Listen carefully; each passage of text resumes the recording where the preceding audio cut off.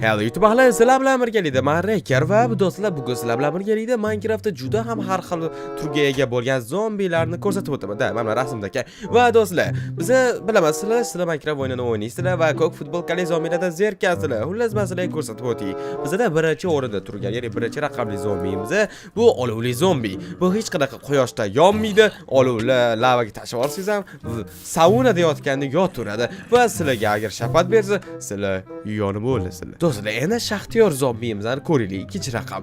Ya'ni bu shaxtiyor zombi nimasi bilan ajralib turadi? U juda ham bir zarbani o'zi sizni mazangizni qochirib qo'yadi. Ya'ni bitta udarni o'zida 3 ta yurak joninglarni olib qo'yadi.